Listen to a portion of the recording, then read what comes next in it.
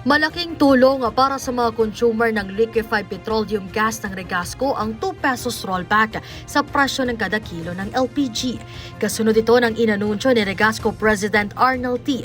na epektibo ngayong araw ang bawas presyo sa kanilang produkto. Para kay Tatay Kiko ng Marikina City, malaking tipid para sa kanilang pamilya ang rollback sa presyo ng LPG, lalo na't araw-araw siya nagluluto ng pagkain para sa kanilang pamilya. Mas malaking tulong yun pag nag-rollback sila.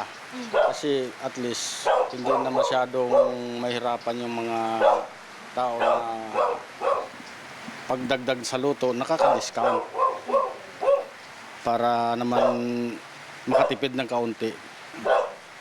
Sa bulsa ba, sir, malaki ba ano yun? Malaking kabawasan din sa gastusin yun kasi kung mag-rollback sila ng 2 pesos, mas okay. Ayon kay Regasco Marketing Head Anson Ponce, bumaba na sa 1,185 pesos ang suggested retail price ng LPG para sa 11 kilo ng tangke mula sa dating 1,207.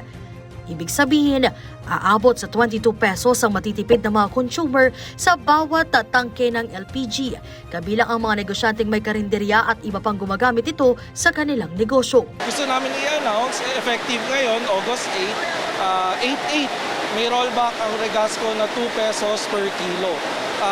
Ngayon kasi, ang kadahilanan ng rollback ay dahil sa shipping cost. Dahil nagkakaroon ng unawaan ang US at Iran, bumababa ngayon yung shipping cost and transportation cost. Ang SRP ngayon ng Regasco ay nasa 1,185 for Luzon. So bumaba siya ng 22 pesos noon. Last week, nasa 1,200 plus. So ngayon, nasa 1,800 plus na lang po. Kabilang sa mga dahilan ng rollback ng Regasco ang pagbaba ng shipping at transportation costs kasunod ng mga kaganapan sa pagitan ng Estados Unidos at Iran. Dagdag pa ni Ponce, hindi lamang ang buwan ng contract price ang maaaring maging batayan ng paggalaw ng presyo ng LPG.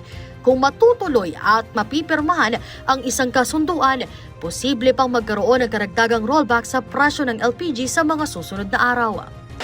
Dahil po sa peace talk na nangyayari sa US at Iran, nakikita namin na mukhang pababa ang forecast ng presyo ng LPG ngayon.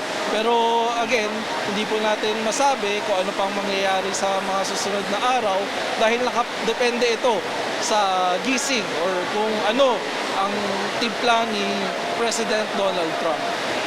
Kaya naman hinikayat ng Regasco ang kanilang mga consumer na patuloy na suportahan ang kanilang produkto, lalo na't patuloy din silang nagbibigay ng tulong sa mga komunidad sa pamamagitan ng kanilang corporate social responsibility programs. Para sa Boses ng Pilipino, nagbabalita ng may todong lakas Patrol 38, Jen Patrolya sa Bagong Tunog ng DWIZ 882.